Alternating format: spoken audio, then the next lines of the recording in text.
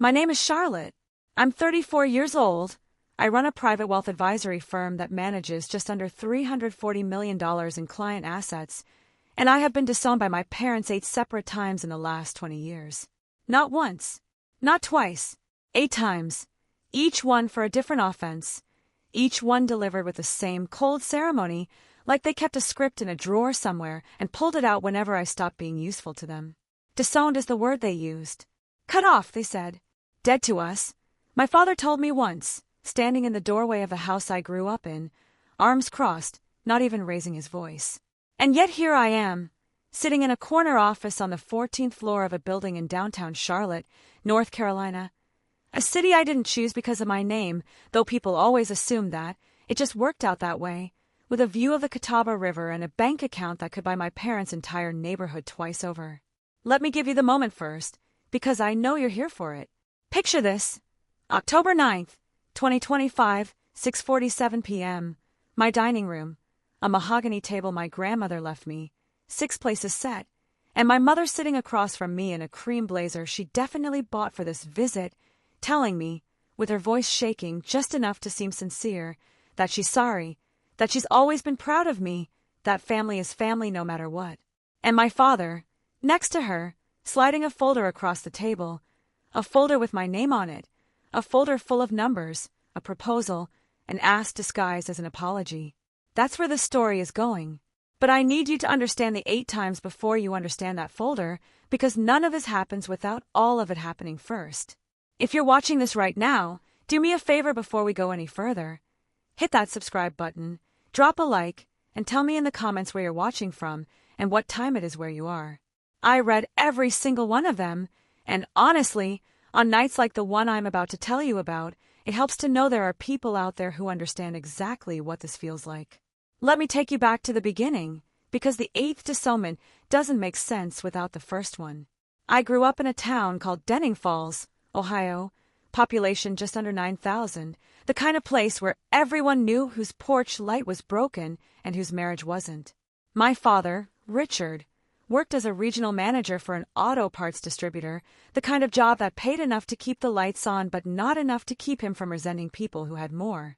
My mother, Diane, didn't work outside the home, not because she didn't want to, she told me once, but because my father preferred it that way. It kept things simple, he said.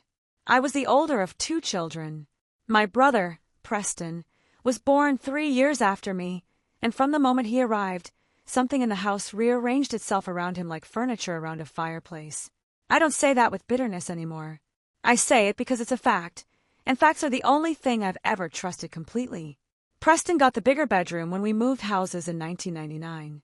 Preston got the car when he turned 16, a used Honda Civic my father spent 3 weekends detailing before the handover, while I took the bus to my job at the pharmacy on Route 9 because, as my father put it, I was more responsible and didn't need the help as much. That phrase, "you don't need the help as much," became the quiet architecture of my entire childhood. Every time something good was handed to Preston and withheld from me, it came wrapped in a compliment about my competence, as if being capable were a punishment. The first disownment happened when I was 16. It wasn't dramatic, not in the way the later ones would be. It was small, almost administrative, the way you might imagine a bank quietly closing an account. I had been accepted into a summer leadership program at Ohio State, a 6-week residential program for high school juniors, fully funded except for a $340 deposit to hold a spot.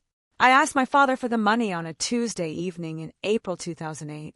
He was watching a Reds game, a can of Miller Lite sweating on the side table, and without looking away from the television, he said, "We don't have money for things like that right now. Preston needs cleats for travel ball. Preston's cleats cost $85.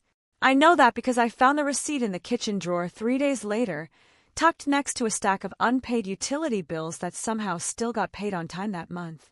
When I brought it up, carefully, quietly, the way I'd learned to bring up anything uncomfortable in that house, my mother told me I was being dramatic, that I was always looking for reasons to feel sorry for myself, and my father told me that if I was going to keep starting things, I could go stay with my aunt in Columbus and see how I liked being on my own. I was 16. I didn't go stay with my aunt.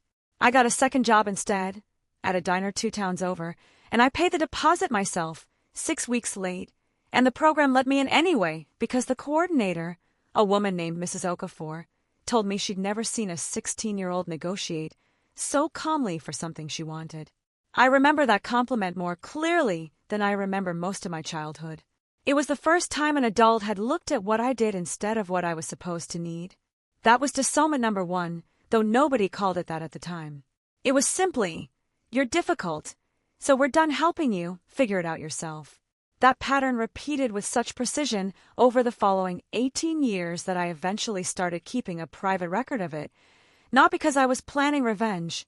I want to be clear about that, because I know where these stories usually go, and mine isn't a story about revenge. It's a story about documentation, which is a very different thing. I kept the record because I am, by nature and by training, someone who needs to see a pattern laid out in black and white before she can trust her own memory of it. Growing up in a house where the story kept changing to fit whoever was speaking, you learn to write things down. By the time I was 22, I had a bachelor's degree in finance from Miami University, paid for through a combination of scholarships, work study, and loans. I am still, somewhat ironically, 3 years away from finishing off even now. My parents did not attend my graduation. Preston had a regional baseball tournament that same weekend, and my father told me, in a phone call I still have saved as a voice memo on an old phone in a drawer in my closet, that one graduation is basically the same as another. You'll have plenty of career stuff to celebrate later. This is Preston's shot. Preston did not go on to play professional baseball. He went on to work, on and off, at a series of jobs that never lasted longer than 14 months, and to live in my parents' basement until he was 29 years old, rent-free, a fact I only learned much later from my aunt, delivered in the careful, apologetic tone people use when they're telling you something they know will hurt.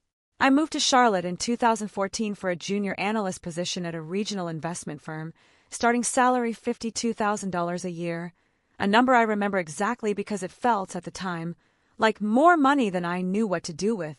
I worked. I want to say that plainly, because I think people sometimes assume success like mine fell out of the sky. It didn't. I worked 11 and 12-hour days for the first 4 years of my career. I got my CFP certification studying at my kitchen table at midnight after full workdays. By 2019, I had my Series 65 and I'd been promoted twice. By 2021, at 29 years old, I left the firm and started my own practice, Ashford Wealth Partners, with 11 clients and $4.2 million in assets under management.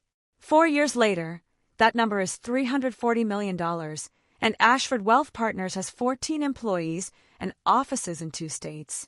None of that happened because my family cheered me on. It happened, in some ways, because they didn't. The second, third, and fourth disownments came in quick succession between 2016 and 2019, each one triggered by some version of the same offense. I said no. I said no to co-signing a $22,000 auto loan for Preston in 2016, after he'd already defaulted on 2 smaller loans my parents had co-signed and quietly absorbed. I said no to loaning my parents $9,500 in 2017 to cover what they described as an unexpected roof situation, a situation that turned out, according to my aunt, to actually be a debt consolidation loan Preston had taken out under my father's name without telling him, which my father then covered and reframed, entirely as roof repairs, because admitting the truth would have meant admitting Preston had forged his signature.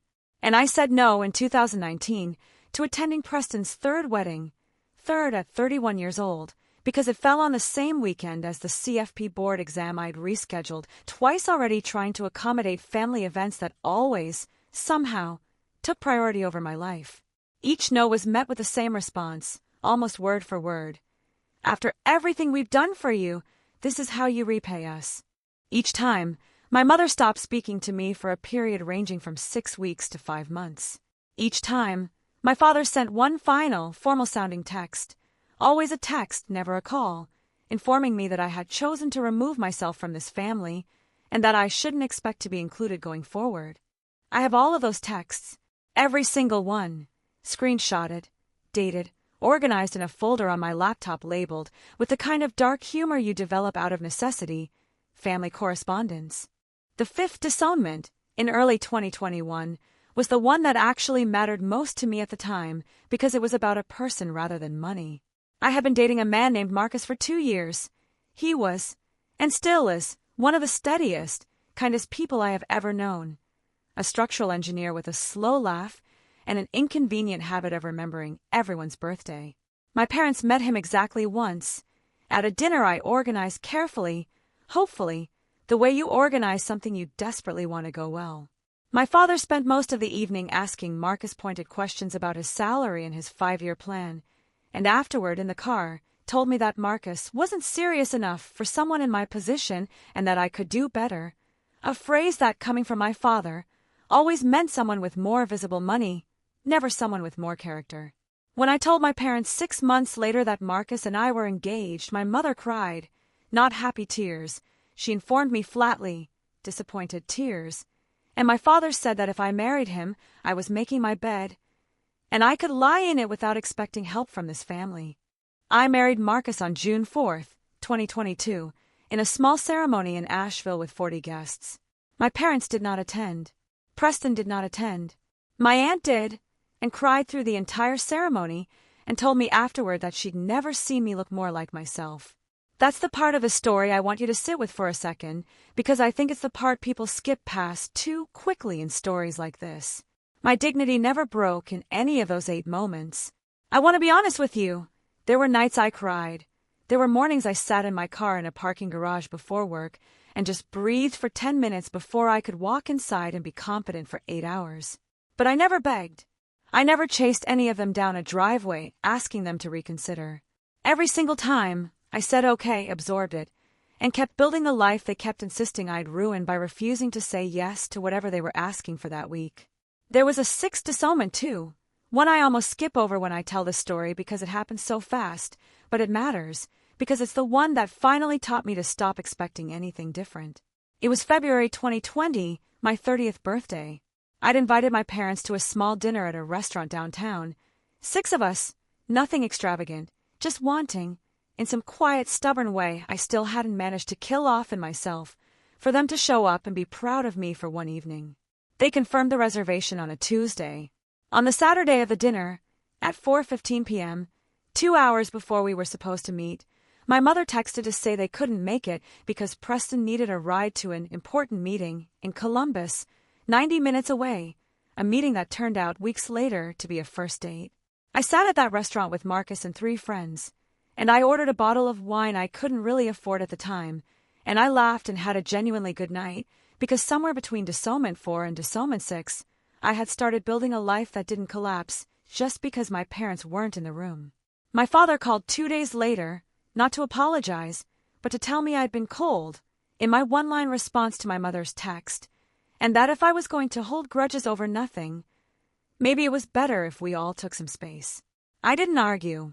I said okay, happy to have the space, and I meant it more than I'd ever meant anything in a conversation with him. I think that's the part people underestimate about families like mine. It's not one dramatic rupture, it's a slow education. Every disownment taught me something practical. The first one taught me to fund myself. The second, third, and fourth taught me to put boundaries in writing. The fifth taught me that the people who are supposed to love you unconditionally will sometimes love your bank balance more than your happiness, and that you can survive finding that out.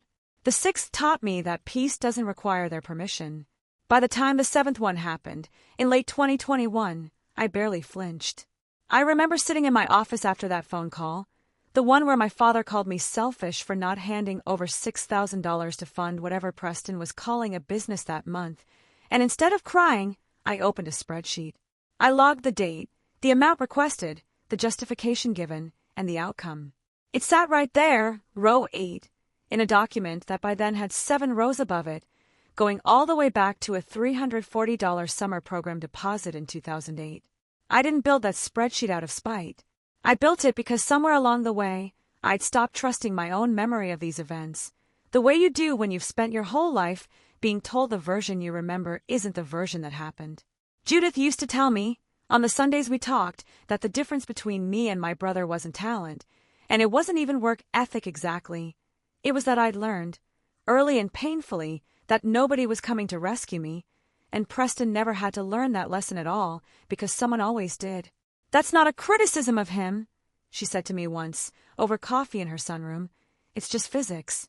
Nothing that's always cushioned ever learns how to land." I think about that sentence more than almost anything else anyone has ever said to me. It's not bitterness. It's just true, the way a lot of the most painful things about my family turned out to be simply, plainly true.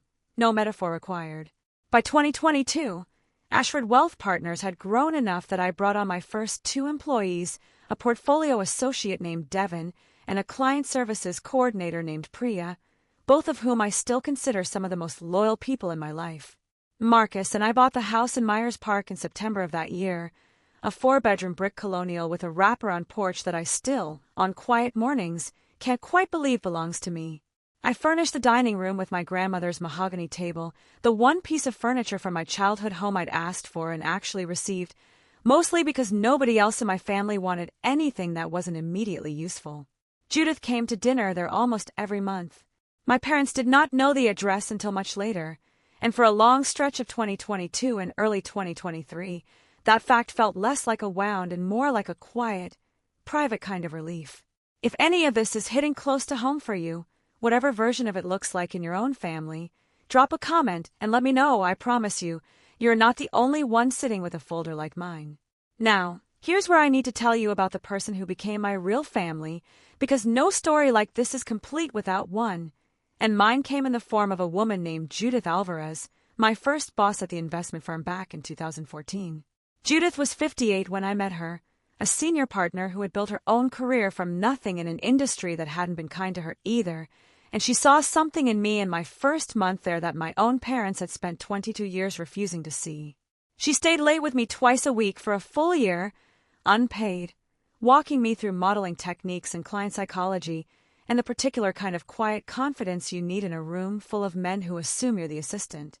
When I passed my Series 65 in 2019, Judith took me to dinner at a steakhouse downtown and gave me a card that said, simply, "I am so proud of the woman you've become." And I remember sitting in the bathroom of that restaurant afterward, crying in a way I hadn't let myself cry in years, because I realized it was the first time in my entire adult life someone had said those specific words to me and meant them. When I started Ashford Wealth Partners in 2021, Judith was my first outside investor, putting in $50,000 of her own money on nothing but a business plan and a decade of watching me work. She still calls me every Sunday. She was in the front row at my wedding, sitting where a mother should have sat, and I asked her that morning if she'd walk me partway down the aisle, and she said yes before I even finished the sentence. By early 2023, I had built something real. Not just money, though the money was real too. $180 million in assets under management by that point, a 4,000 square foot house in the Myers Park neighborhood of Charlotte, a life with Marcus that felt, for the first time, entirely mine. I had gone almost 18 months without speaking to my parents, the longest stretch yet, following Disowned number 7, which had happened over something almost too small to mention. I declined to loan Preston, now 35 and between jobs again, $6,000 for what he called a business opportunity, and my father had called me selfish and cold in the same phone call where he asked me for money for the 9th time in 4 years. I want to tell you that 18 months of silence felt peaceful. Mostly it did. I had my work. I had Marcus. I had Judith. I had a life that no longer required me to brace myself every time my phone rang. But underneath that peace, if I'm honest with you, there was a small, stubborn part of me that still checked every single time an unknown number called, whether it might be them. That part of me didn't fully go quiet until much later, and it wouldn't get the chance to because 18 months and 6 days after the 7th disownment, on a Thursday afternoon in late March 2023, my father called me for the first time in a year and a half, his voice warm in a way I hadn't heard since I was a child, and told me he'd seen an article about Ashford Wealth Partners in a regional business journal, and that he and my mother would love to come see the new house sometime if I had time for them. I said yes. I always said yes when it mattered least to say no. Marcus wasn't thrilled about it. I remember him standing at the kitchen island that evening, chopping vegetables with more force than the recipe strictly required, asking me, gently, why I kept doing this, why I kept leaving the door unlocked for people who'd walked out of it 8 separate times. I didn't have a clean answer for him then, and I'm not sure I have a perfectly clean one now. Part of it was Judith's voice in my head, telling me once that closure and reconciliation aren't the same thing, and that you're allowed to open a door out of curiosity without promising anyone you'll let them stay. Part of it, if I'm honest, was simpler and less noble than that. Some small, unkillable part of me still wanted, at 33 years old, for my parents to walk into my house and be proud of what I'd built without an agenda attached to it. I told Marcus that. He nodded, kissed my forehead, and said, "Okay, but you write everything down like you always do. And the second it feels like anything other than what they're telling you it is, we're done." I promised him I would. I kept that promise better than I think even he expected me to. I picked the date with them over a series of 3 phone calls in April and May of 2023, each one a little warmer than the last. My mother asking questions about the house, about Marcus, about the business, in a tone I hadn't heard from her in years, genuinely curious, or at least performing curiosity well enough that I let myself believe it. We landed on a date in early June, nothing urgent, no occasion attached to it, just a visit, they said. I spent the weeks in between doing something I'd gotten very good at doing by then, preparing for 2 very different versions of how an evening with my family could go, and keeping my expectations low enough that neither version could really surprise me. I just didn't know yet that this particular visit was the beginning of a story you actually came here to watch, the one that ends, eventually, with a folder sliding across my grandmother's mahogany table and a choice I'd spent 20 years learning how to make. They came on June 3rd, 2023, a Saturday, and I want to tell you it was a disaster, because that would make for a cleaner story, but it wasn't. It was worse than that in its own quiet way. It was fine. My mother admired the crown molding. My father asked reasonable questions about how a wealth advisory practice actually made money, and nodded along to my answers like a man auditing a stranger's business plan rather than his own daughter's life's work. Preston didn't come. He had, my mother explained, some things going on. A phrase that by then had long since stopped requiring translation. We ate dinner at the mahogany table, the same table that would matter so much more 2 years later, and for 2.5 hours, nobody brought up money. Nobody brought up the 8 years of ruptures behind us, and when they left, my father shook my hand at the door, shook it like I was a colleague, and said, "You've done well for yourself, Charlotte. Not I'm proud of you. Not I'm sorry. You've done well for yourself," the way you'd say it to someone whose success you were still deciding whether to trust. I cried a little after they left, not from sadness exactly, more from the strange exhaustion of having successfully performed normalcy for 2.5 hours with people who had spent 2 decades making normalcy feel impossible. Marcus held me on the porch and didn't say "I told you so," though he would have been entitled to. He just asked me one question, quietly, his chin resting on the top of my head. "Did that feel like your family, or did it feel like a client meeting where you happen to already know everyone's names?" I didn't answer him that night. I've thought about that question more times than I can count since. We didn't hear from them again for 4 months. That gap, that specific, unremarkable gap, became the shape of the next 2 years of my life. And I think it's worth slowing down here, because this is the part of the story that doesn't get told very often, the part where nothing dramatic happens and you just have to keep living anyway. There's no montage for the years where your family simply doesn't call. There's just Tuesday, and then another Tuesday, and eventually you stop counting the Tuesdays and start counting something else instead. Clients signed, dollars managed, mornings you woke up and didn't think about them at all until something small, a commercial for a bank, a stranger's mother hugging her daughter in a grocery store parking lot, brought the old ache back up to the surface for exactly as long as it took to notice it and let it go again. Year 1 after that dinner, 2023 into 2024, Ashford Wealth Partners crossed $220 million in assets under management. I hired a 3rd associate, a compliance officer named Renata, because the SEC filings alone had become a full-time job. Judith stepped back from her old firm entirely that year and started coming into my office twice a week as an informal advisor, unpaid, the way she'd mentored me a decade earlier, except now she was doing it because she wanted to, not because HR required it.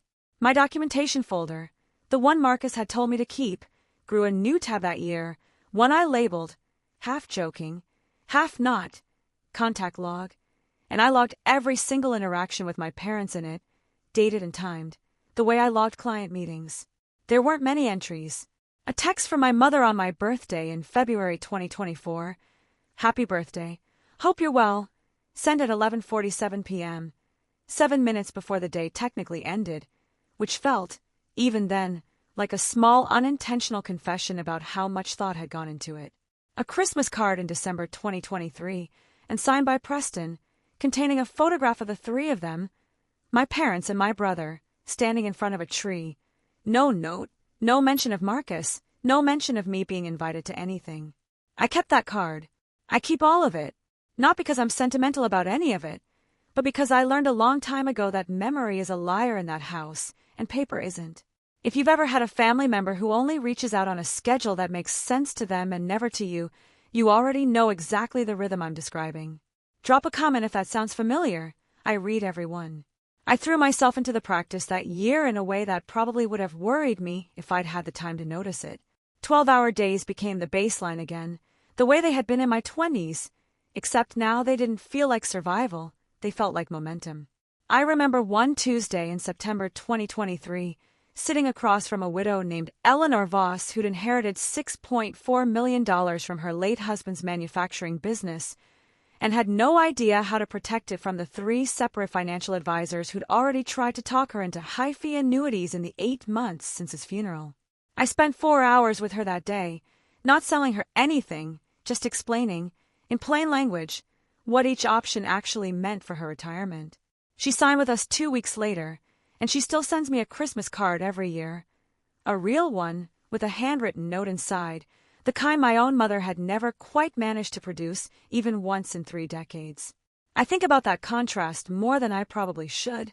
A woman I'd known for 4 hours understood how to make me feel like family better than the people who'd raised me. The office itself became a kind of second home during those months. I painted the walls of the reception area a deep forest green against the advice of literally everyone who worked for me, and hung black and white photographs of the Charlotte skyline that Marcus had taken on an old film camera he'd inherited from his grandfather. Devin, my portfolio associate, started calling it the Ashford look, and clients commented on it constantly. It felt less like a bank and more like someone's actual living room, which was exactly the point. I built that space the way I'd wanted, my whole life, for a room to feel warm, deliberate, entirely under my own control. Year 2, 2024 into 2025, was the year everything genuinely took off for me professionally, and I want to walk you through it with real numbers because I think the specificity matters, especially given what was coming. In March 2024, Ashford Wealth Partners was named one of North Carolina's fastest-growing independent advisory firms by a regional business publication, a small honor that turned out to matter more than I expected. In August 2024, I closed a single new client relationship worth $28 million in assets, a family that had left a larger, more impersonal firm specifically because, as the patriarch told me over our first meeting, he wanted an advisor who actually returned phone calls. By January 2025, our total assets under management had crossed $310 million, and I signed a lease on a second office suite 1 floor up, doubling our square footage. Marcus and I paid off the last of the mortgage on the Myers Park house that same month, 4 years ahead of schedule, a fact I remember celebrating with exactly 1 bottle of champagne and an early night, because by then, 34 years old, I'd stopped needing big audiences to feel proud of something. None of that reached my parents through me. I never called to report any of it. But Denning Falls, Ohio, population just under 9,000, is a small enough town that news travels through channels I didn't control, and in February 2025, my aunt, the same aunt who'd cried through my wedding, the only member of my extended family who'd stayed consistently, unconditionally in my corner through all 8 ruptures, called to tell me that a version of the Regional Business Journal profile from the year before had been reprinted in the Denning Falls Community Newsletter, the one that goes out to about 4,000 households and gets left in church lobbies and the waiting room of the one dentist's office in town. My aunt said my mother had shown it to half the congregation at their church. She's telling everyone how proud she is of you, my aunt said, and there was something careful in her voice, something that wasn't quite a warning yet, but was getting close to one. I asked my aunt to send me a photo of the actual newsletter clipping, and when it came through, I sat at my kitchen island and read it 3 times. The article itself was accurate, Mostly, it quoted a line from the original profile about our assets under management, mentioned the Myers Park office expansion, included a professional headshot of me in a charcoal blazer that Priya had insisted I get taken the year before. What struck me wasn't the article. It was the caption my mother had apparently written herself when she submitted it for the reprint. A line my aunt read to me over the phone because it hadn't made it into the digital photo. Our daughter, making the whole family proud. The whole family. I sat with that word for a long time, turning it over, trying to decide whether it felt like an olive branch or a claim being staked on something that had cost me everything to build without her. My aunt, who had watched all 8 ruptures unfold from close enough to see the damage and far enough to never quite have the standing to stop it, was quieter than usual on that call. "I'm not telling you not to talk to them," she said eventually. "I'm just telling you to watch your back the way you always do with clients you don't trust yet." Coming from her, that landed harder than almost anything my parents themselves had said to me in years. She'd spent 2 decades being the one person in that family who never once asked me for anything, who showed up to my wedding and cried through the whole ceremony, and never once brought up money. And if even she thought this new warmth deserved a second look, I trusted that instinct more than I trusted my own hope. I want to be honest with you about how that landed, because I think honesty is the only thing that makes a story like this worth telling. Some small part of me, the part that was still, apparently, 16 years old and standing in a living room asking for $340, felt a flicker of something like hope when my aunt told me that. Maybe distance had actually changed something. Maybe success, the kind you can point to in a business journal, was the language my family had needed all along, the only currency they'd ever really respected. And maybe, now that I had enough of it, the door might finally open without a catch attached. I want you to remember that flicker of hope, because it matters later. There was one more piece of contact that spring worth mentioning, because it was the first time in nearly 2 years my father had reached out directly rather than through my mother. It came on April 14th, 2025, a text, sent at 2:13 p.m. on a Monday, no context, no greeting. Saw the article again. Your grandmother would be proud. My grandmother, the one whose table sat in my dining room, the one relative in that family who had, in her own limited and complicated way, tried to protect me when I was young, had been dead for 9 years by then. My father had not mentioned her name to me once, not at her funeral, not in the decades since, until the exact week a version of my financial success got reprinted in a community newsletter. I stared at that text for a long time before I answered it, and when I finally did, I wrote back 4 words. Thank you for saying that. I meant them. I also, by then, had learned to hold 2 true things at once. That a sentence could be sincere in the moment and still be part of a larger pattern I hadn't fully seen the shape of yet. Judith noticed the shift in me that spring before I was willing to name it myself. We were in my office in early May 2025, going over quarterly numbers, when she asked, out of nowhere, whether I'd heard from my family lately. I told her about the text, about my aunt's phone call, about the flicker of hope I was trying not to examine too closely. Judith set down her coffee, looked at me with the particular directness she'd had since the day I met her in 2014, and said, "Charlotte, I've watched you build a very precise financial model for exactly what your family is worth to you. I hope you're building an equally precise one for what you're worth to them, because those 2 numbers have never once matched in the 10 years I've known you." I didn't have an answer for her that day. I wrote the sentence down in my contact log that night anyway, under a new heading I created just for it. Observations. It sat there, alone, for a while. There was also, that same week, a smaller moment I almost didn't log at all, because it seemed too minor to matter. Priya buzzed my office to say my father was on the line. Not a text this time, an actual phone call, the first in over a year.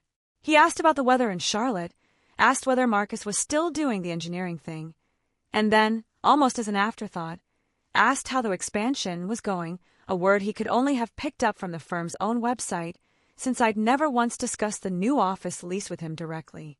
I told him it was going well.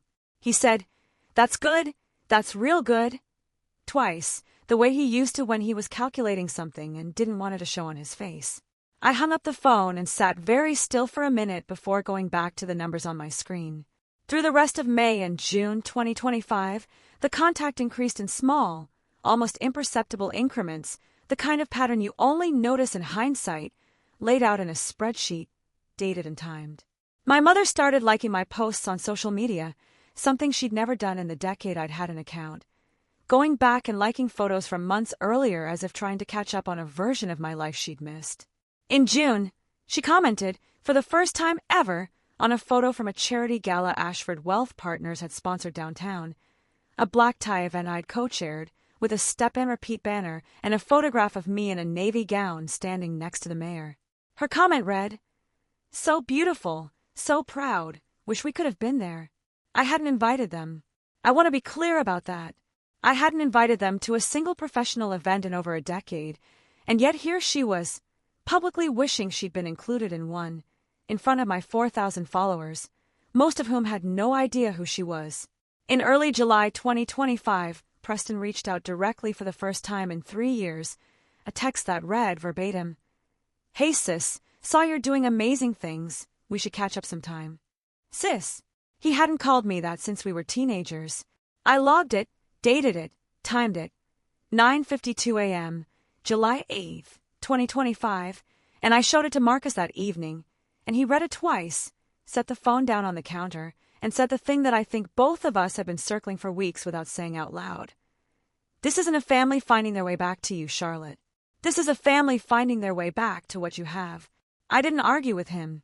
I didn't fully agree with him either, not yet.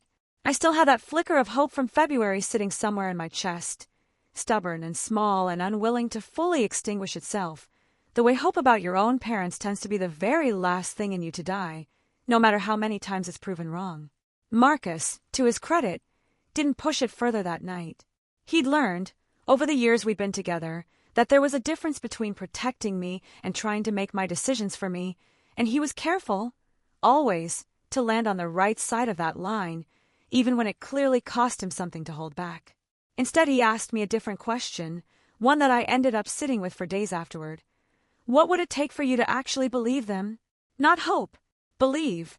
I didn't have an answer that night, but I found myself building one over the following 2 weeks almost against my will, the analyst in me automatically constructing criteria the way I would for any client decision, consistency without a trigger event, a reach out that wasn't timed to a headline, an apology that named something specific rather than gesturing vaguely at everything. An interest in my life that extended past the version of it that showed up in a business journal. By the end of July, I hadn't seen a single one of those criteria met. Not one. I called Preston back a few days after his text, mostly out of curiosity about what catch-up sometime actually meant in practice. The conversation lasted 11 minutes. He asked about the house, asked whether we'd consider hosting a family gathering there sometime, mentioned, almost in passing, that things had been tight for him lately, that the job market in Columbus wasn't what it used to be. He didn't ask for money directly. He didn't have to. I'd had that particular conversation with him enough times over 2 decades to recognize the shape of it even before it fully arrived, the way you can feel rain coming from the pressure change in the air before a single drop actually falls. What I didn't know yet, what none of us knew, sitting in that kitchen in July 2025, was that 3 weeks later, a single forwarded screenshot would land in my inbox from a source I never expected, and it would tell me, in my own family's words, exactly what all of this had actually been about from the very beginning. But that's not where this part of the story ends. This part ends somewhere quieter, somewhere I think matters more, because it's the part where I made a decision entirely on my own before anyone forced my hand.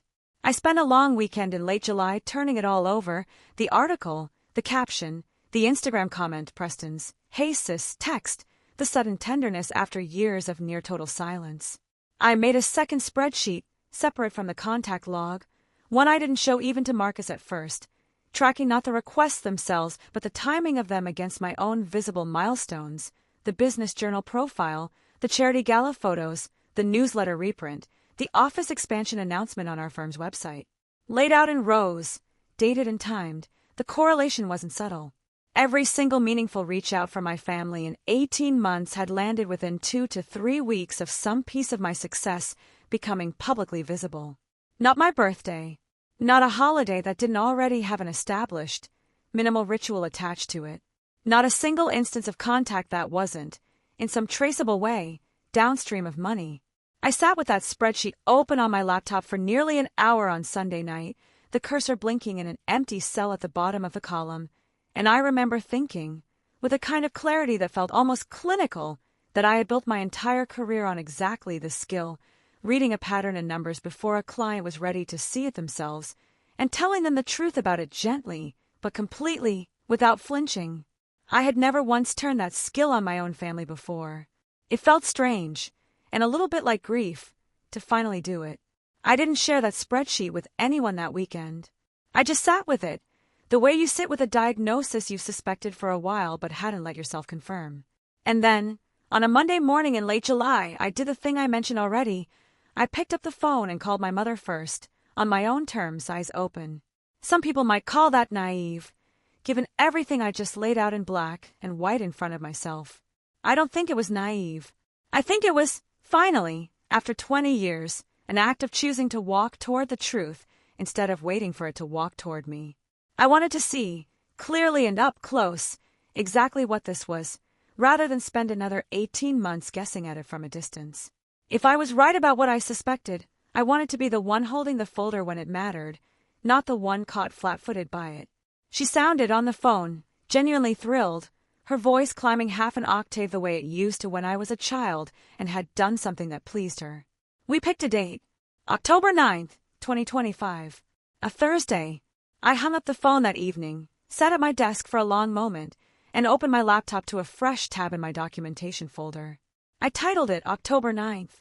I had no idea yet how much that folder would end up holding by the time that night actually arrived, or how differently I would understand my entire family history by the time I sat back down at that table, the same mahogany table my grandmother had left me, the one piece of my childhood that had survived every single disownment intact, waiting, as it turned out, for one more scene it hadn't yet witnessed.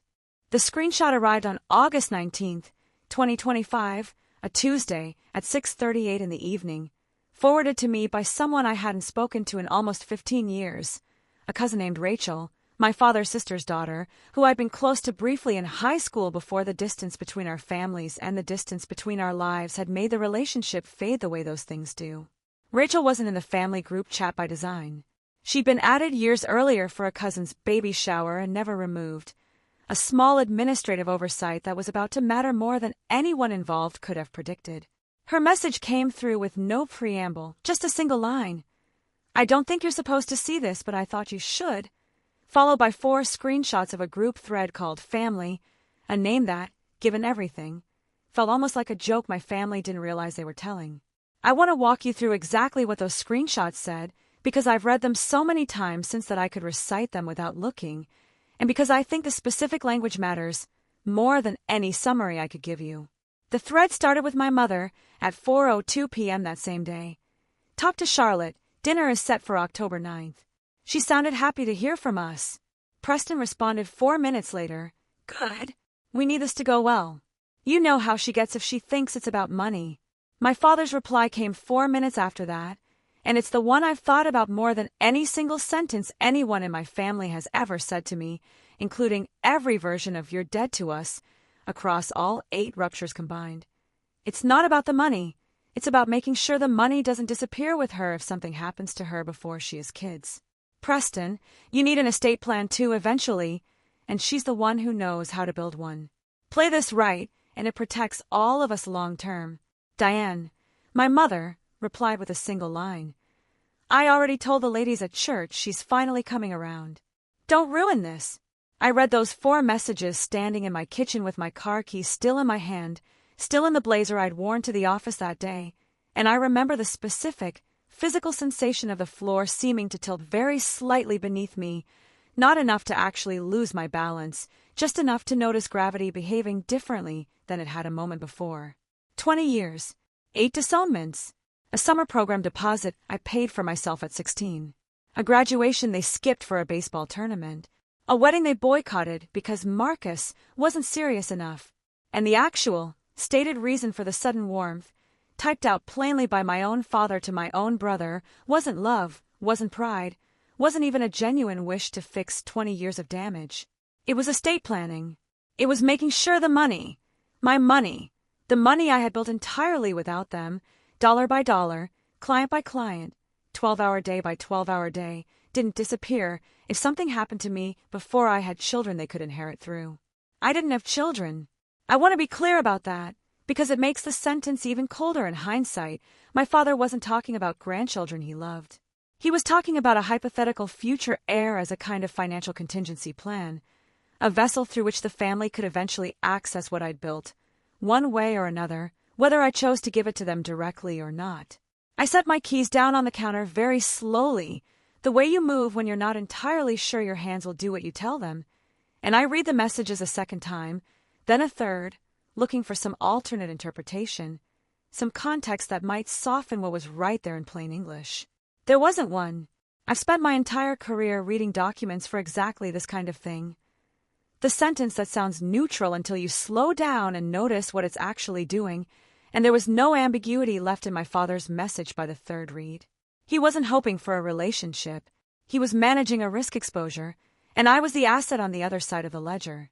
If you've ever gotten proof, real, undeniable, black and white proof, of something you already suspected but hadn't let yourself fully believe, you know exactly the specific kind of quiet that settles over you afterward. Not screaming, not tears, not right away, just a very still, very clear kind of knowing. Drop a comment if you've been there. I promise you, this community understands that particular silence better than almost anyone. I called Marcus before I called anyone else, and read him the screenshots over the phone, my voice steadier than I expected it to be. He was quiet for a long moment after I finished.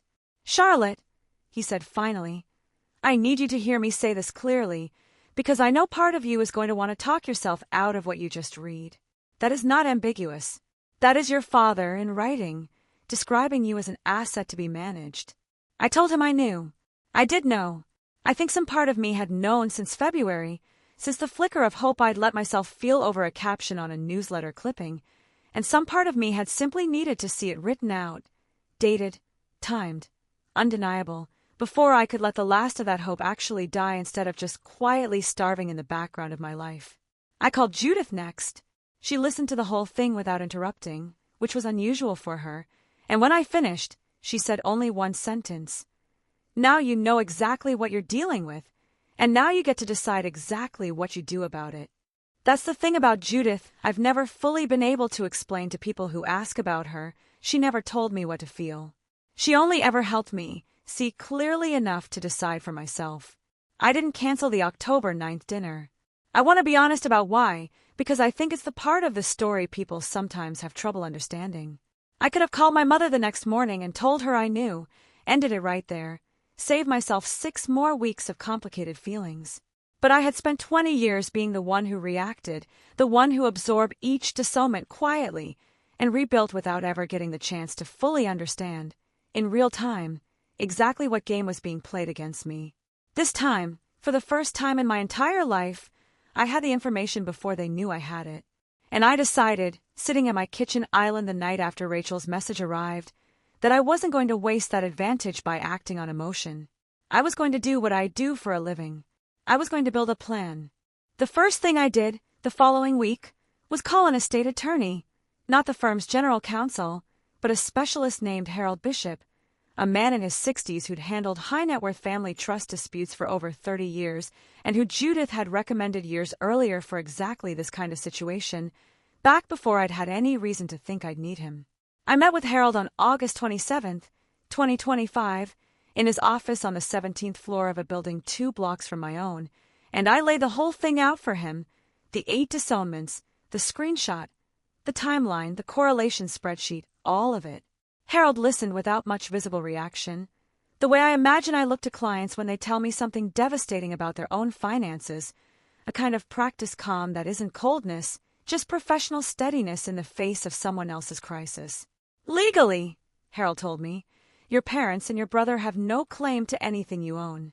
No trust obligation, no inheritance right while you're alive, nothing.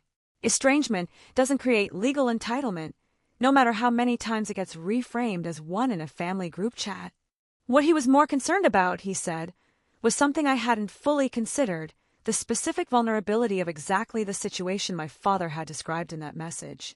If I ever did have children, and if my estate plan wasn't airtight, and if something happened to me, There were legal mechanisms, not common but not impossible either, through which estranged family members could attempt to contest guardianship arrangements or challenge a will, especially in a state like Ohio if any piece of my life ever touched back there. Harold recommended, that same afternoon, that I update my own estate documents immediately, name Marcus and Judith as co-executors, and draft an explicit, notarized letter of intent stating clearly, in my own words, the nature of my relationship with my birth family, in case it was ever needed as evidence of my actual wishes. I signed the engagement letter with Harold's firm that day. It felt less like fear and more like armor. Harold asked me, near the end of that first meeting, a question I hadn't expected, whether I wanted him to draft anything that would actively prevent my family from receiving anything from me under any circumstance, even after my death, even decades from now. I sat with that question longer than I expected to. 20 years of ruptures had taught me plenty about how to protect myself in the present, but nobody had ever asked me to decide, formally on paper, what I wanted my relationship with them to look like permanently, on into a future I couldn't see yet. I told Harold I didn't want to make that decision out of anger, sitting in his office 3 weeks after reading a screenshot that had gutted me. I wanted the documents to protect me now, immediately, without foreclosing every possible door forever.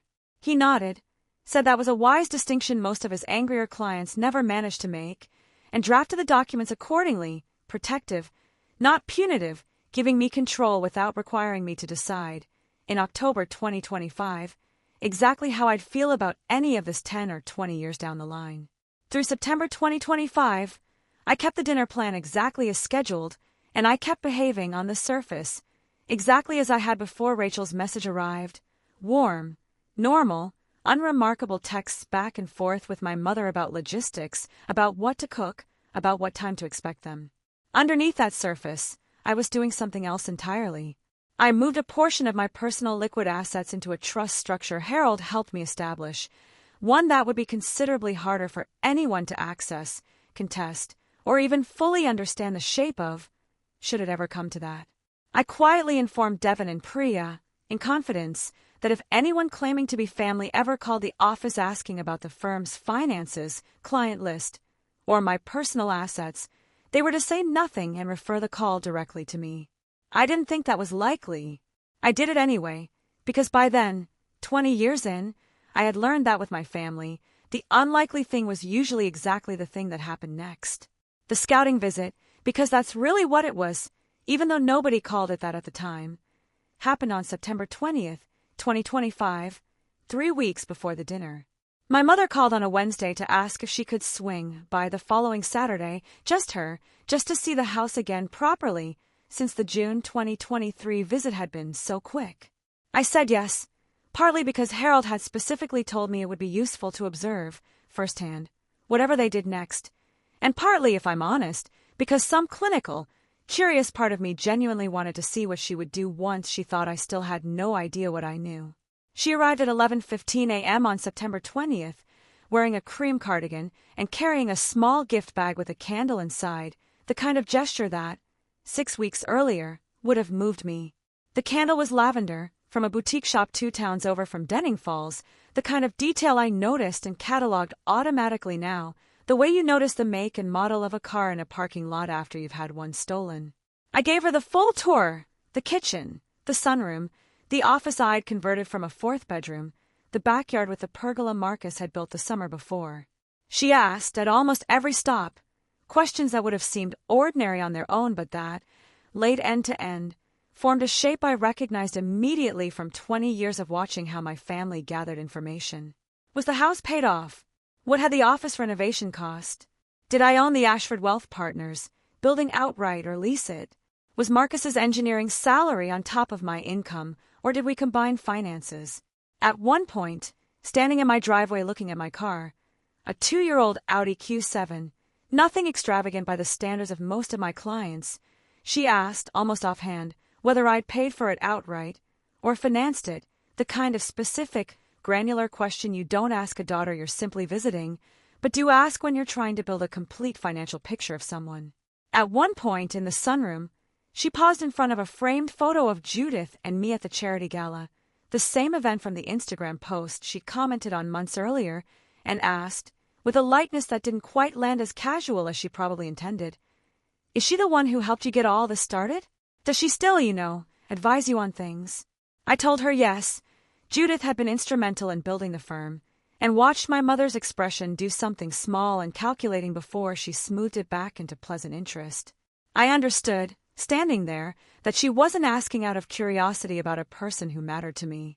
She was mapping the influence structure around me, trying to understand who else might need to be managed, or won over, or worked around, if this plan of theirs was going to succeed.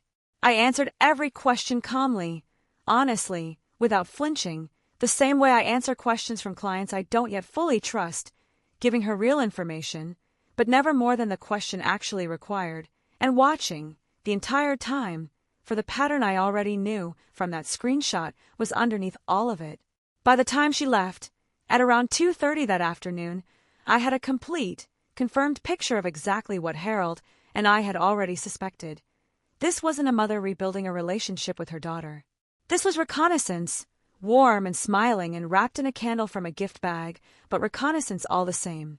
I called Harold that evening and told him everything she'd asked. He was quiet for a moment, then said, "That confirms it. They're not just hoping you'll be generous someday. Someone in that family is actively building a case, formal or informal, for why they should have access to what you've built, and they're gathering the details they'd need to make that case, whether that's a conversation, a legal argument, or something else entirely." I asked him what something else entirely might mean. He told me, gently but plainly, that in his 30 years of practice, he'd seen families attempt everything from informal pressure campaigns to formal claims of undue influence over aging relatives to, in rarer and uglier cases, attempts to have a successful family member's competency or mental state questioned, if enough leverage or desperation was involved. I want to be clear that Harold wasn't telling me any of that had happened yet, or was guaranteed to happen. He was telling me to be prepared for the full range of what protecting the money could eventually mean, coming from people who had already proven, in writing, that they viewed me as an asset rather than a daughter. I didn't sleep well for the next several nights. Not out of fear exactly. I want to be honest about that too, because I think it would be easy for me to tell you I was terrified, and that wouldn't be accurate. What kept me up wasn't fear. It was grief, the specific, delayed kind of grief that arrives only once you finally have full proof of something you'd spent your whole life hoping wasn't true. I grieved, over those nights in late September, not the family I currently had, but the family I had never actually had at all, the version of my parents I'd kept some small, stubborn hope alive for since I was 16 years old and paying my own way into a leadership program with money from a diner job. That version had never existed.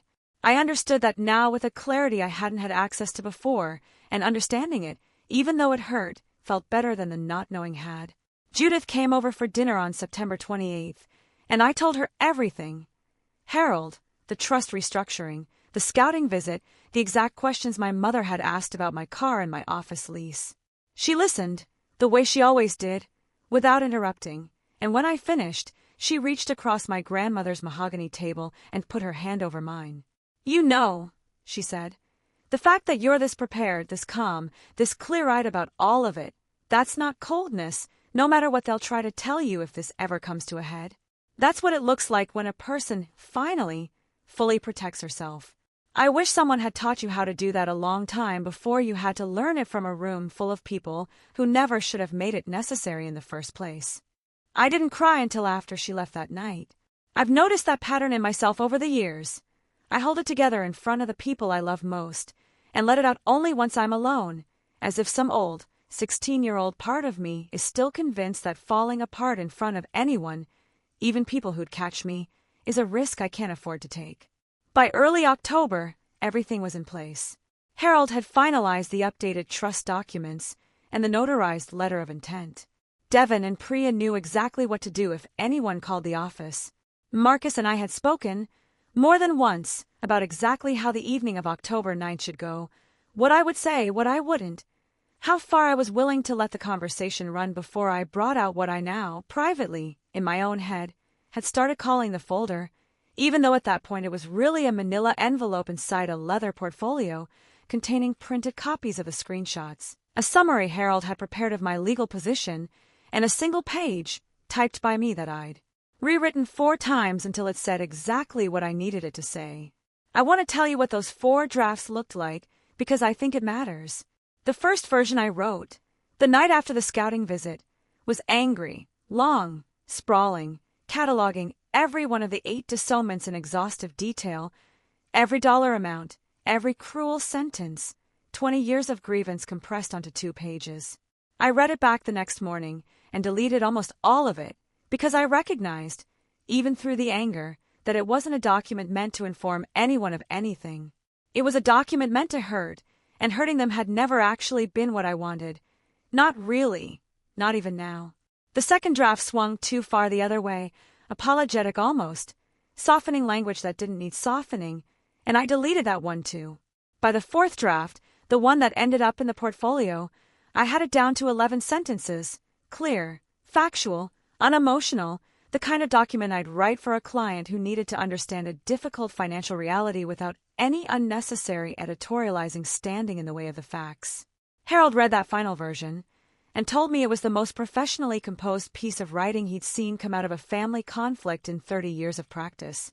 I don't know if that's a compliment I was supposed to feel proud of. I felt something adjacent to pride anyway. On the morning of October 9th, 2025, I woke up at 6 a.m., made coffee, and sat at the kitchen island going through the portfolio one final time while Marcus got ready for work. He kissed the top of my head on his way out the door and told me he'd cancel his afternoon meetings and be home by 5:30, an hour before my parents were due to arrive.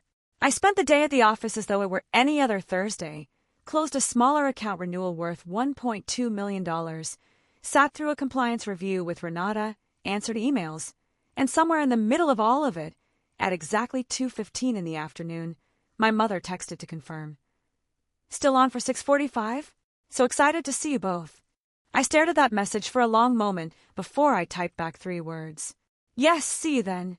At 6 p.m., I set the table myself, 6 places, the same 6 places from that failed 30th birthday dinner 5 years earlier, except this time there was no restaurant, no reservation someone else could cancel, no version of this evening that would happen anywhere but on my own ground, at my own table on my own terms. At 6:41 p.m., 4 minutes early, I heard a car pull into my driveway, and through the front window, I watched my father step out first, straighten his jacket, and turn to help my mother out of the passenger seat, the way he always did in front of people he wanted to impress. I opened the door before they had a chance to ring the bell. My father had his hand raised, mid-knock, and for just a second, before he adjusted his expression into the warm, practiced smile he'd been wearing since March, I caught something underneath it. A flicker of appraisal, the same look I imagine he gives a used car he's deciding whether to trust. My mother stepped past him with a bottle of wine and a hug that lasted exactly as long as it needed to for the moment to register as affection without actually costing her anything. Preston came up the walkway last, hands in his pockets, and said, "Place looks even better than last time," in a tone that made it sound like a compliment about an investment property rather than his sister's home. We sat down at 6:47 p.m. 6 places, the way I'd always set that table growing up, even though only 5 of us were there that night. Marcus at the head across from me, my parents on one side, Preston across from them, and one empty chair at the far end that I'd set out of habit, the chair that used to be my grandmother's, the one nobody in my family ever sat in anymore because some part of all of us, even now, still knew whose seat it was. The candles my mother had brought on the June visit sat unlit on the sideboard. I'd used the lavender one from the scouting visit instead, its scent mixing faintly with the rosemary chicken Marcus, and I had spent the afternoon preparing together. A small act of ordinary togetherness that felt, in hindsight, like the last uncomplicated hour of the entire evening. My mother admired the centerpiece, a low arrangement of white dahlias I'd picked up that morning without any particular plan behind it, and asked whether I'd done the flowers myself or hired someone, the way you might ask a caterer a professional question rather than a daughter a casual one. My father asked Marcus about a bridge project he'd mentioned once, months ago, in a text, retaining the detail with a precision he'd never once applied to anything of mine, the exact county, the exact contractor, a level of specificity that told me he'd looked it up rather than simply remembered it. For the first 20 minutes, it was almost pleasant, in the specific, hollow way a business dinner with people who want something from you is almost pleasant. Preston asked about the firm's new office lease, phrased casually enough that I almost let it pass without noting it, except that I'd stopped letting anything pass without noting it months earlier.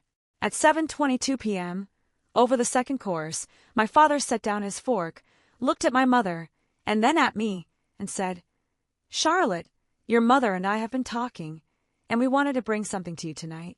Not to put pressure on you. Just an idea." He reached into the leather satchel he'd brought in and set on the floor beside his chair and pulled out a folder, a plain manila folder, the kind you'd buy in bulk at an office supply store, and slid it across the table toward me. "We've been looking into family trusts," he said, "the kind that protect everyone long-term, keep things fair between you and Preston down the road, take care of your mother and me if we ever need it. We talked to someone at the bank in Denning Falls who says you'd know exactly how to set something like this up, being in the business and all. We just think, given everything, it's time we all started thinking like a family again." My mother reached over and put her hand on top of mine on the table, her rings cool against my skin, and said, in a voice pitched exactly to sound like warmth, "We just want everyone provided for, sweetheart. Isn't that what family's for?" I let the silence sit for exactly as long as I needed it to. Not for effect. I want to be honest about that. This wasn't theater, even though I understand how it might read that way from the outside. I let it sit because I was making sure my voice would come out steady when I finally used it, the way you take one breath before delivering hard news to a client, the kind of news that doesn't need volume, only clarity. "Before I open that," I said, "I want to show you something first." I reached down beside my own chair, where the leather portfolio had been sitting since before they arrived, and I opened it, and I took out 4 printed pages, and I set them on the table, turned so they were facing my father, not me. "These are screenshots from a group chat called Family," I said. "I imagine you both recognize the thread." My father's face did something I will remember for the rest of my life. Not shock exactly, because some deep, practical part of him had probably always known this moment was possible, but a kind of rapid internal recalculation, the look of a man watching a spreadsheet he built collapse in real time. My mother's hand came off mine immediately, as if my skin had suddenly gone hot. "It's not about the money," my father had written, on August 19th at 4:10 p.m. "It's about making sure the money doesn't disappear with her if something happens to her before she has kids." I didn't read it aloud. I didn't need to. I simply let the silence stretch across the table while all 4 of them, because Preston was reading it too now, over his father's shoulder, his face draining of color in a way that told me he hadn't fully understood, until that exact second, how plainly his own father had said the quiet part out loud in writing, absorbed exactly what they were looking at. "Charlotte," my mother started, that message doesn't mean what you think it. I'm not asking you to explain it," I said, and I want you to understand, if you're watching this, that my voice did not shake. 20 years of practice had gone into that steadiness, whether any of us in that room fully understood it in the moment or not. I already know exactly what it means. I've known since August. I let tonight happen anyway, because I wanted to see in person whether what came next would look any different than what's in these pages. It didn't. "Mom, you asked me about my car financing in my own driveway 3 weeks ago. Dad, you're handing me a trust proposal you had drafted before you ever sat down at this table. I run financial models for a living. I know exactly what a plan looks like when I'm standing inside one instead of outside it." I watched my mother's eyes move from the pages to my father and back again, doing the math, I think, on how long he'd been planning this without fully telling her the shape of it, or perhaps doing a different kind of math entirely, calculating how much of this she'd allowed herself to know and simply not examine too closely. The same way I'd once let myself not examine a newsletter caption too closely because examining it would have cost me a hope I wasn't ready to give up yet. I understood that calculation better than I wanted to. I'd been running a version of it myself for 6 weeks. My father's jaw tightened, and the warmth he'd been performing all evening finally fully dropped away, replaced by something closer to the man I actually remembered from 20 years of Sunday dinners in Denning Falls. "You want to sit there and act like we don't have a right to ask our own daughter for help," he said, his voice climbing, "after everything we did for you growing up? You think success just happened to you out of nowhere.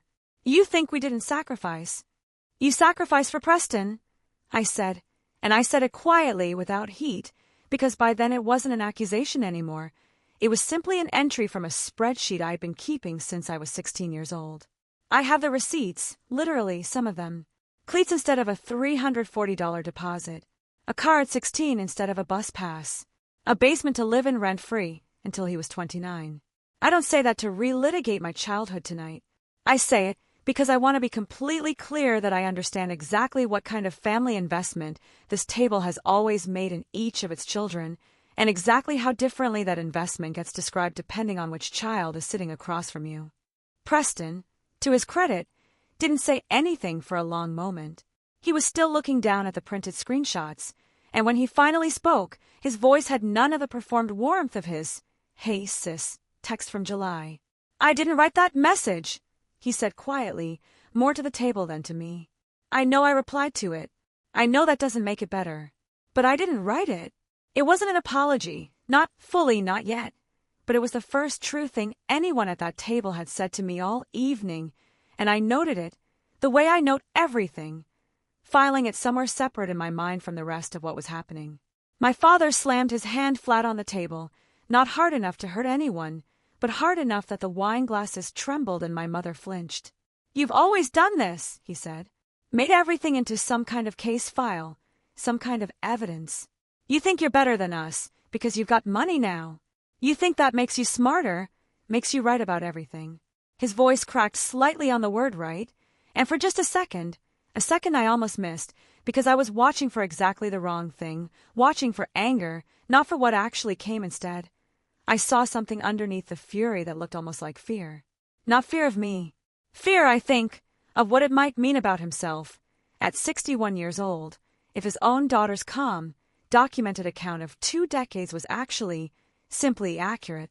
"I don't know how to do this any other way," he said, quieter now, almost to himself.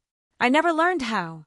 My father never gave me a dime, never once, and I told myself I'd never be like that. And somehow I ended up—" He stopped. He didn't finish the sentence.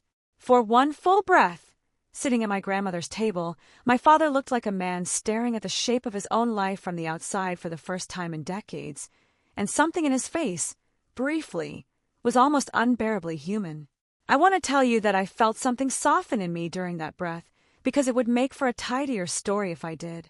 What I actually felt was something closer to recognition, the specific, sad clarity of understanding, all at once, that my father's cruelty had never really been a strategy so much as an inheritance, a pattern he'd absorbed from a house I'd never seen and could barely imagine, and that understanding where a wound came from doesn't automatically heal the person standing on the other end of it.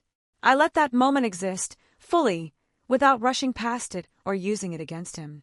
I just didn't let it change what I already knew I needed to do next. Then it closed back over, the way a wound does when someone presses on it too soon. "Anyway," he said, straightening, his voice hardening again, "we came here in good faith, and this is what we get. Insulted at our own daughter's table." He reached for the folder, as if to take it back. I put my hand flat on top of it. "You can leave it," I said. "I'm not going to sign anything tonight, and I'm not going to sign anything after tonight either. Not because I'm angry, though I am, and I think I've earned the right to be, but because I already have an estate plan in place, drafted by an attorney, that protects exactly what I've built, on exactly the terms I choose, and it does not currently include, and will not in the future include, a family trust structured around 3 people who spent 20 years teaching me that love in this house was always conditional on usefulness." I paused, and then I said the sentence I had written, rewritten, and rehearsed more than any other sentence in my adult life, the 11-word thesis that had taken 4 drafts and 3 weeks to arrive at. "You don't get access to what you refuse to help me build." The table went completely silent. My mother had tears in her eyes by then, and for the first time all evening, I believe they were real, not performed. Not tears about the money, I think, but tears about finally understanding, in a room lit by candles she probably thought were a nice touch for the evening, that her daughter had spent 2 decades keeping receipts because nothing in that house had ever felt safe enough to simply trust. "I need you to understand something else, too," I said, and I looked, specifically, at my mother when I said it, because I think some part of the rest of this was actually meant for her more than anyone. "This isn't the 9th disownment. I'm not cutting you off tonight the way you cut me off 8 times over 20 years. I'm telling you the truth, and then I'm going to let you decide on your own, without a folder or a strategy behind it, whether you actually want a relationship with me, the real one, no estate plan attached, or whether this was always going to be about the money the whole time. I can't make that decision for you. I've spent my whole life waiting for you to make it, and I'm done waiting. But the door isn't locked. It's just no longer unlocked by default, the way it used to be every single time one of you needed something. My father stood up first, his chair scraping hard against the floor, and told my mother it was time to go, that he wasn't going to sit there and be lectured in his own. He caught himself before finishing his own house, because it never had been, and something about that unfinished sentence seemed to land on him even as he said it. Preston stood too, more slowly, and as he passed my chair on his way to the door, he stopped and said quietly, just to me, "For what it's worth, I meant it when I said we should catch up.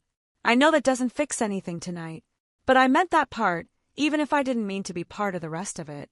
I didn't forgive him in that moment, and I didn't tell him I did, but I told him he could call me sometime, if he ever wanted to, without an agenda attached, and I meant it the way I mean things now, carefully, conditionally, with my eyes fully open.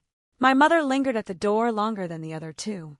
She turned back once, looked at the dining room, at the table, at the empty chair at the end that had once been my grandmother's, and said, so quietly I almost missed it, "I'm sorry, Charlotte.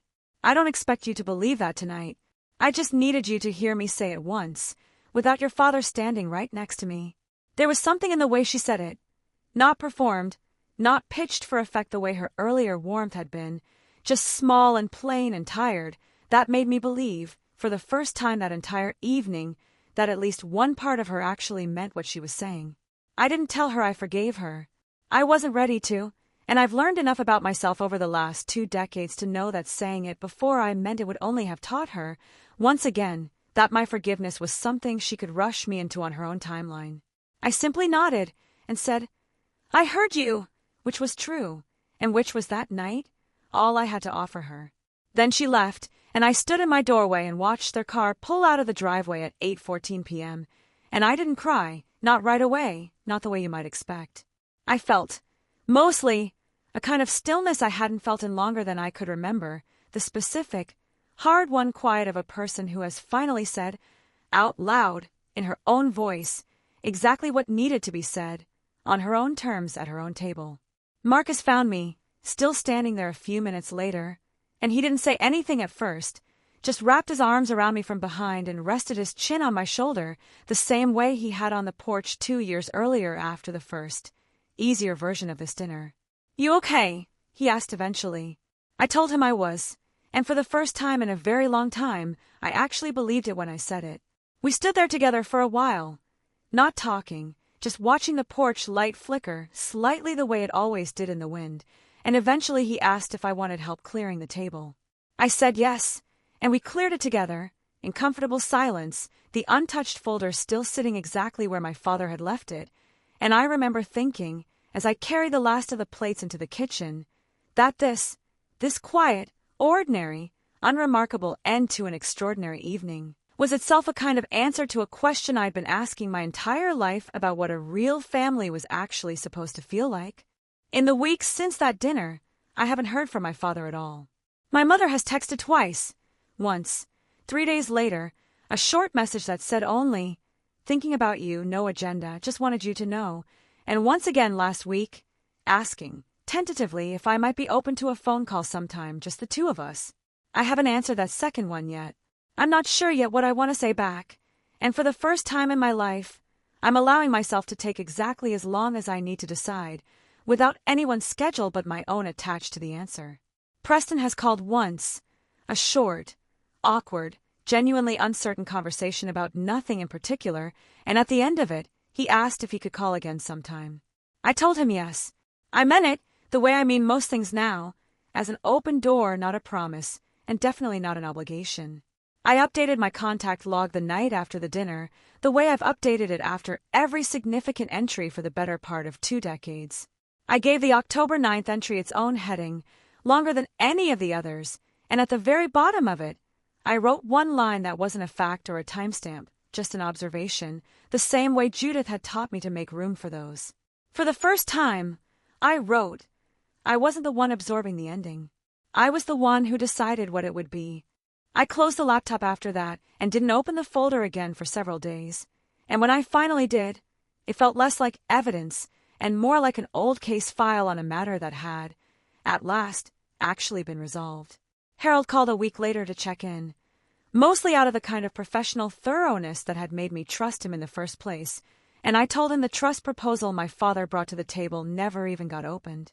He laughed, a short, genuine laugh, and said that in 30 years of practice, that was one of the cleaner outcomes he'd seen in a case like this. No lawsuits, no restraining orders, no protracted battles over a will nobody had even drafted yet. Just one very clear, very calm conversation at a dining room table that ended the exact way it needed to end. Judith, when I told her, didn't say much at all. She just hugged me for a long moment, the kind of hug my mother had never quite managed to give me even once across 34 years, and said, "You did that. All of it. Nobody handed you that steadiness. You built it, the same way you built everything else. I think, if you've made it this far with me, you already understand the thing I actually want to leave you with tonight. And it isn't really about money, even though this whole story has money running underneath almost every part of it. It's this: you are allowed to keep the receipts.